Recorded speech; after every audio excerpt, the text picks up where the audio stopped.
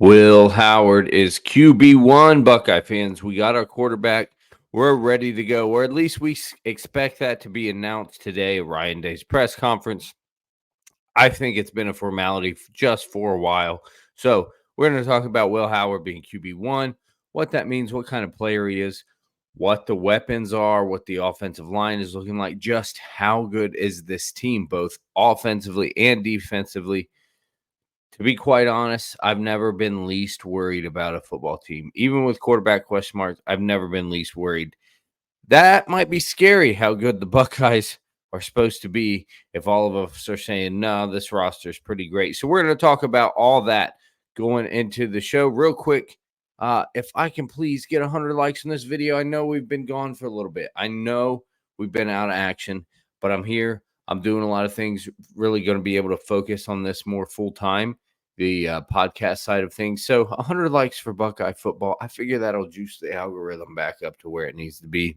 If you're ready for Buckeye football, let's get to 100. All right, guys, getting right into it. Will Howard, QB1. People are coming more and more out and saying, look, this is how it's going to be. I think for personally, you got Buckeye Scoop, who has been right on some things before. You got many other people coming out and making predictions saying it's going to be Will Howard. It looks great in camp.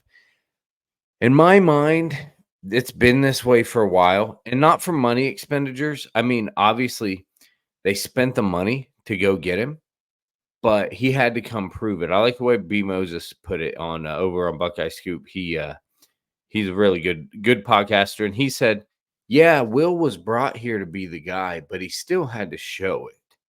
They're not going to start him regardless if that's not their best chance to win. Like, they just can't. That's worse to the boosters. Like, hey, we spent all this money on this guy. You're not going to play him. Well, listen, I found a guy that's better than him on the roster. It's worse for the boosters if you play the worst guy. So I think Will Howard's the guy. Devin Brown's going to sit here, probably be a good backup. Listen, I think it's always been the case, but just to get into it, punch it through, I think first and foremost, let's get a comment of 1-8 to support Will Howard. Comment your new 18 down in the comment sections if you support Will Howard being the quarterback. Again, I think he separated himself in camp, seems to be, from what the reports are. A lot of reports are bogus. I will say we've always done our best to tell the truth here. Ever since the early summer, I've been saying, hey, it's going to be Will Howard. Last year, like August 15th, I came out and said, hey, it's going to be Kyle McCord. It's not really a battle. And the sentiment around Buckeye football was, no, it's going to be a battle. Some of the coaches went down. This is going to be a battle.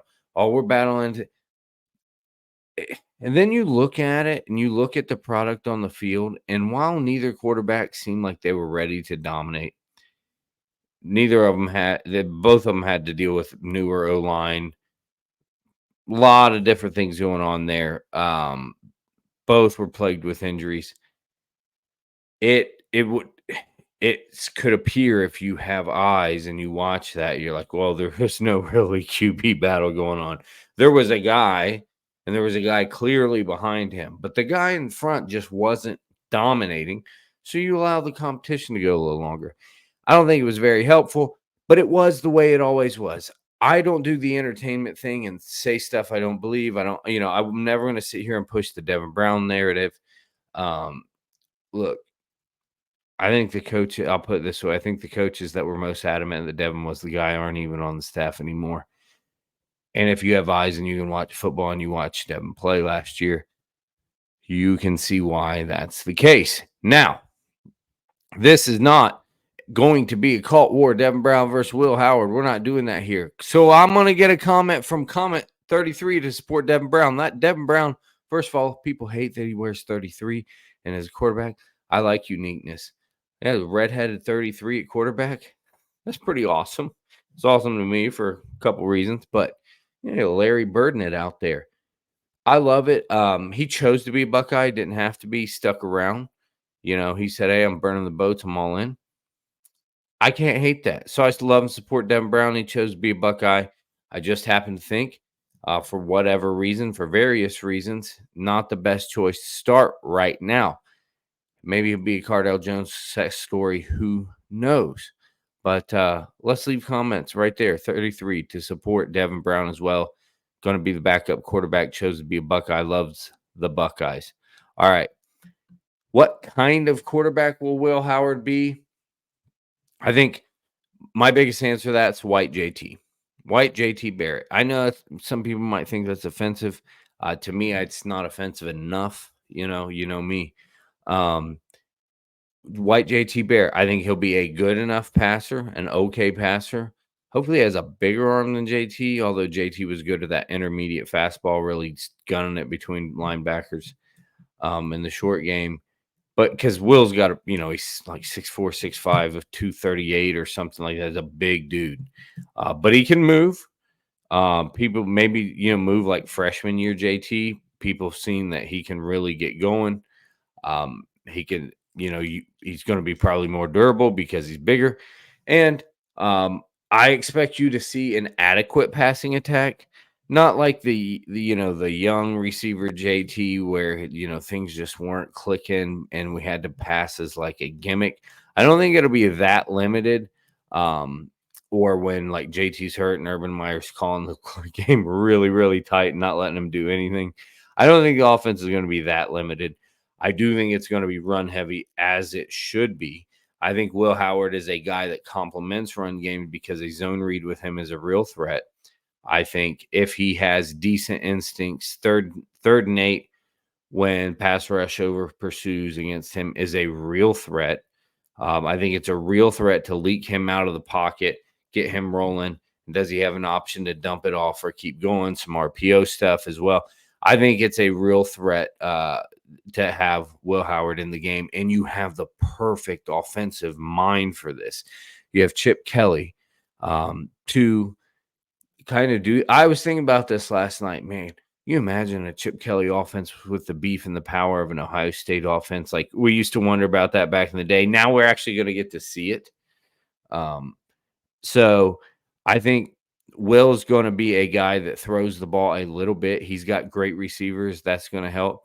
I think, you might get 22 attempts a game, 24 attempts a game, and probably run the ball 34, 35 times a game. I think that's just the balance that this team needs. The wide receivers are going to be fantastic. However, you got Quinshon Judkins and you got Travion Henderson in the backfield. A lot of people say Quinshon's the best back in the country or going to be the best back on the team. I think Trey was showing us at the end of last year who he was always supposed to be. I'll admit I kind of wrote him off. I'm like, really? Your foot hurts for 3 years? Like, you can't see the crease for 3 years. Then all of a sudden he became a home run guy with the ability to make people miss, with the ability to run between the tackles, with the ability to lower the boom. And he started putting it all together. Speed, agility, and physicality. So, I mean, you can't – I'm not saying people are wrong that says Quinshon is the best back or the better back. I'm just saying if Trey were to have a little bit better year than any human alive at the running back position, I wouldn't be surprised. I hope that makes sense. This team is going to be really, really good with Will Howard doing his JT Barrett thing. And you have 2 running backs that can just absolutely light it up, maybe even third in James Peoples. So I want to say this.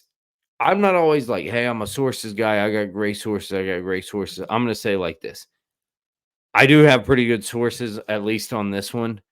A high-level coach and a former player have raved about how great this team is. I mean, raved. So you have a new offensive line. Which was, I believe, the biggest offensive issue last year, besides quarterback kind of not being consistent across the board, and receivers playing a little bit soft. So you have brand new O-line unit. You got McLaughlin in there. You got Simmons and Fryer, and these guys taking a step forward.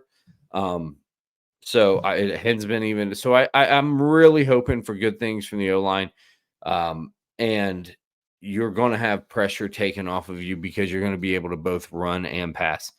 When I like I said, this is the least worried I've been about a football team coming into Ohio State roster wise since I want to say maybe 2019. Yeah.